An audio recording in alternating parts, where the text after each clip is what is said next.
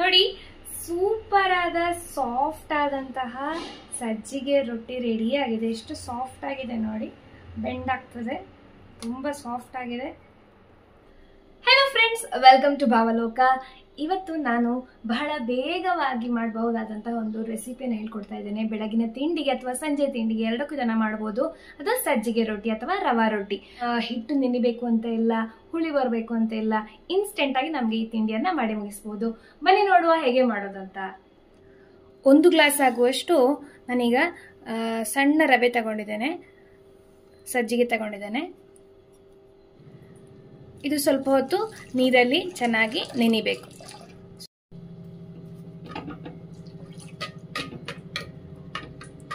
ಅದು ನೆನೆಯುವಷ್ಟು ಎಷ್ಟು ನೀರು ಬೇಕೋ ಅಷ್ಟು ನೀರು ಹಾಕೊಂಡಿದ್ದೀನಿ. ಇವಾಗ ಸಜ್ಜಿಗೆ ನೀರಲ್ಲಿ ಚಂದ ನೆನ್ಕೊಳ್ಳೋ ಹೊತ್ತಲ್ಲಿ ನಮಗೆ ಇದಕ್ಕೆ ಬೇಕಾದ ನೀರುಳ್ಳಿ, ಶುಂಠಿ ಅದನ್ನೆಲ್ಲ ಕಟ್ ಮಾಡುವ. ಈಗ ನೀರುಳ್ಳಿನ ಸಣ್ಣಕ್ಕೆ ಕಟ್ ಮಾಡಬೇಕು.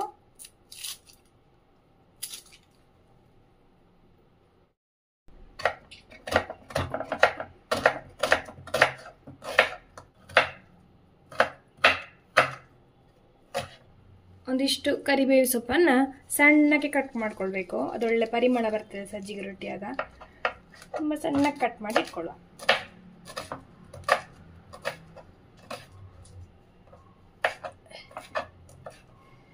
ಇದನ್ನ ಮತ್ತೆ ಹೀಗೆ ಸಣ್ಣ ಸಣ್ಣ ಪೀಸ್ ಮಾಡಿದ್ರೆ ಮಕ್ಕಳಿಗೆ ಸಹ ಬಾಯಿಗೆ ಸಿಗೋದಿಲ್ಲ. ಕೆಲವು ಮಕ್ಕಳಿಗೆಲ್ಲ ಇದು ಬಾಯಿಗೆ ಸಿಗೋದಷ್ಟು ಇಷ್ಟ ಇರೋದಿಲ್ಲ. ಕಟ್ ಮಾಡಿ ಒಳ್ಳೆ ಪರಿಮಳ ಬರ್ತದೆ ನೋಡಿ. ಆ ಹೊತ್ತಲ್ಲಿ ಹಿಟ್ಟು ಚಂದ ನೆನ್ಕೊಂಡಿದೆ, ಈಗ ಚಂದ ಆಗಿದೆ ನೋಡಿ. ಇನ್ನಿದಕ್ಕೆ ನಾವು ನೀರುಳ್ಳಿ ಕಟ್ ಮಾಡಿದ್ದೇವಲ್ಲ ಅದನ್ನು ಹಾಕುವ. ಮತ್ತೆ ಕರಿಬೇವಿನ ಸೊಪ್ಪು,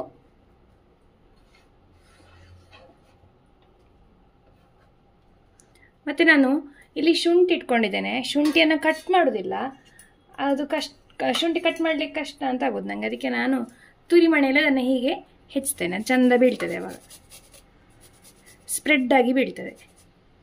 ಕಟ್ ಮಾಡಲಿರುವ ಕೆಲಸ ಇಲ್ಲ. ಇದೊಂದು ಈಸಿ ಟ್ರಿಕ್ ಆಗಿ ನಿಮಗೆ ಯೂಸ್ ಮಾಡ್ಕೊಳ್ಬೋದು, ಬೇಗ ಆಗ್ತದೆ. ಒಂದು 1 ಇಂಚ್ ಆಗುವಷ್ಟು ಶುಂಠಿ ಹಾಕಿದ್ದೇನೆ ಈಗ ನೋಡಿ. ಸಣ್ಣ ಕಡೆಗೆ ಎಲ್ಲ ಕಡೆಗೆ ಸ್ಪ್ರೆಡ್ ಆಗಿ ಬೀಳ್ತದೆ. ಒಂಚೂರು ಉಪ್ಪು ಹಾಕುವ ರುಚಿಗೆ. ಇಷ್ಟೊಂದು ಉಪ್ಪು ಹಾಕಿದ್ದೇನೆ ಅಂದಾಜಿಗೆ. ಖಾರಕ್ಕೆ ನಾನು ಹಸಿಮೆಣಸು ಹಾಕ್ತಾ ಇಲ್ಲ, ಮೆಣಸಿನ ಹುಡಿ ಹಾಕ್ತಾ ಇದ್ದೇನೆ. ಅದೊಂದು ಒಳ್ಳೆ ಟೇಸ್ಟ್ ಬರ್ತದೆ. ನಿಮಗೆ ರುಚಿಗೆ ತಕ್ಕಷ್ಟು ಮೆಣಸಿನ ಹುಡಿ ಹಾಕ್ಬೋದು. ಮತ್ತೊಂದಿಷ್ಟು ಅರಿಶಿನ ಹಾಕಿ ಒಂಚೂರು ಸಕ್ಕರೆ ಹಾಕಬೇಕು. ಸಕ್ಕರೆ ಹಾಕಿದರೆ ಫ್ಲೇವರ್ ಬರ್ತದೆ, ಕಲರ್ ಕೂಡ ಬರ್ತದೆ. 1 ಚಮಚದಷ್ಟು ಸಾಕು, ಹೆಚ್ಚು ಹಾಕೋದು ಬೇಡ. ಇಷ್ಟು ಹಾಕಿ ಇದನ್ನು ಚಂದ ಮಿಕ್ಸ್ ಮಾಡಬೇಕು. ಸ್ವಲ್ಪ ನೀರು ಹಾಕುವ.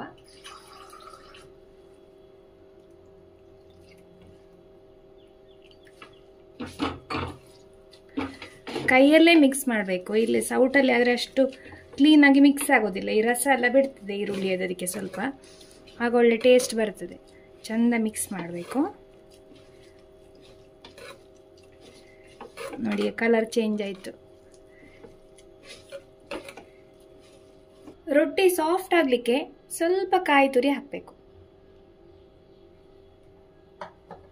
ಮತ್ತೆ ಪುನಃ ಮಿಕ್ಸ್ ಮಾಡಿ ಒಂದ್ಸಲ. ಕಾಯಿ ತುರಿ ಹಾಕಿದರೆ, ತೆಂಗಿನಕಾಯಿ ಹಸಿ ಕಾಯಿ ತುರಿ ಹಾಕಿದರೆ ಫ್ಲೇವರು ಬರ್ತದೆ, ಸಾಫ್ಟ್ ಕೂಡ ಆಗ್ತದೆ ನೋಡಿ. ಇದಿಷ್ಟು ತೆಳ್ಳಗಿರಬೇಕು, ತುಂಬ ಗಟ್ಟಿನೂ ಆಗಬಾರ್ದು. ಹೀಗೆ ಉದುರುದ್ರಾಗಿದ್ದರೆ ಸಾಫ್ಟಾಗಿ ಬರ್ತದೆ ರೊಟ್ಟಿ. ಹಿಟ್ಟು ರೆಡಿ ಆಯಿತು. ಇನ್ನು ನಾವು ಇದನ್ನು ರೊಟ್ಟಿ ಮಾಡಿದರೆ ಆಯಿತು. ದೋಸೆ ಕಾವಲಿಗೆ ಇಟ್ಟಿದ್ದೇನೆ. ಅದಕ್ಕೆ ಮೇಲಿನಿಂದ ತುಪ್ಪ ಹಾಕಿ ಹೀಗೆ ಸ್ಪ್ರೆಡ್ ಮಾಡಿಟ್ಟರೆ ಸಾಕು. ಬಿಸಿ ಕಾವಲಿ ಹೊಗೆ ಬರ್ತಾ ಇದೆ. ಈಗ ರೊಟ್ಟಿ ಹಾಸುವ. ಕೈಯಲ್ಲೇ ಹಾಸೋದು, ಸೌಟಲ್ಲೇ ಹಾಸೋದು ಬೇಡ.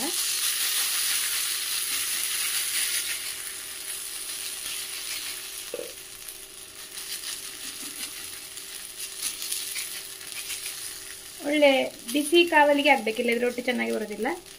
ಹಾಗೆ ಮೀಡಿಯಂ ಫ್ಲೇಮ್ ಇಟ್ಕೊಳ್ಳಿ, ಒಮ್ಮೆಗೆ ಸ್ವಲ್ಪ ದೊಡ್ಡ ಫ್ಲೇಮ್ ಇರಲಿ.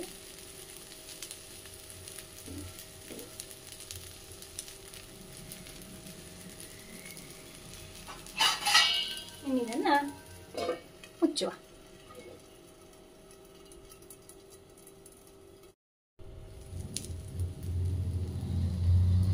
ಗಮ್ಮತ್ತ ಪರಿಮಳ ಬರ್ತಾ ಇದೆ. ಮತ್ತೆ ಇದಕ್ಕೆ ಮೇಲಿಂದ ಸರಿ ತುಪ್ಪ ಹಾಕಬೇಕು. ತುಪ್ಪ ಹಾಕಿದ್ರೆ ಟೇಸ್ಟ್ ಒಳ್ಳೇದು ಬರ್ತದೆ. ಹೋಮ್ ಮೇಡ್ ತುಪ್ಪ ಆದ್ರೆ ಸೂಪರ್ ಆಗಿರ್ತದೆ. ಸರಿ ತುಪ್ಪ ಹಾಕಿ.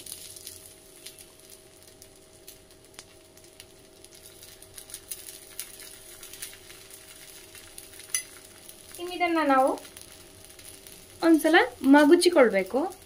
ಫುಲ್ ಬೇಯುವಷ್ಟು ಹೊತ್ತು ಕಾಯೋದು ಬೇಡ. ಫುಲ್ ಬೆಂದ್ರೆ ಅದರ ಅಡಿ ಕರಂಚಿ ಹೋಗ್ತದೆ. ಅದು ಸ್ವಲ್ಪ ಮೇಲೆ ಚೇಂಜ್ ಆದಾಗ ಅದನ್ನು ಮಗುಚಿಕೊಳ್ಬೇಕು. ನೋಡಿ, ಇದು ಏಳುದು ಕೂಡ ಸ್ಲಾಬ್ ಆಗಿ ಇರ್ತದೆ.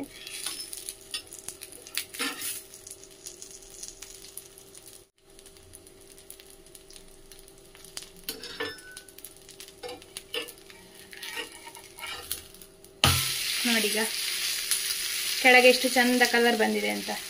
ಈ ಕಲರ್ ಬರ್ಬೇಕಿದ್ರೆ ಸ್ವಲ್ಪ ಸಕ್ಕರೆ ಹಾಕಬೇಕು ನಾವು. ಒಳ್ಳೆ ಬೆಂದಿದೆ.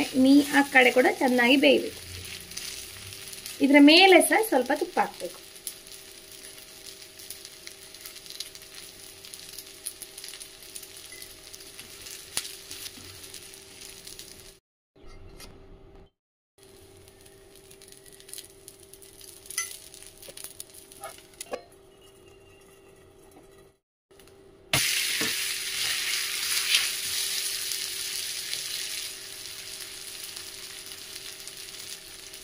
ನೋಡಿ, ಸೂಪರ್ ಆದ ಸಾಫ್ಟ್ ಆದಂತಹ ಸಜ್ಜಿಗೆ ರೊಟ್ಟಿ ರೆಡಿ ಆಗಿದೆ. ಎಷ್ಟು ಸಾಫ್ಟ್ ಆಗಿದೆ ನೋಡಿ, ಬೆಂಡ್ ಆಗ್ತದೆ, ತುಂಬ ಸಾಫ್ಟ್ ಆಗಿದೆ.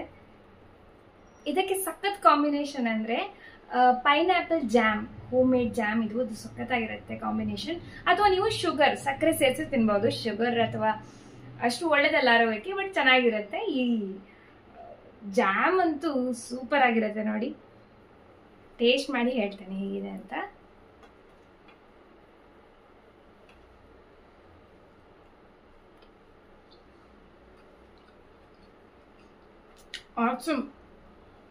ಆಸಮ್ ಸೂಪರ್ ಆಗಿದೆ.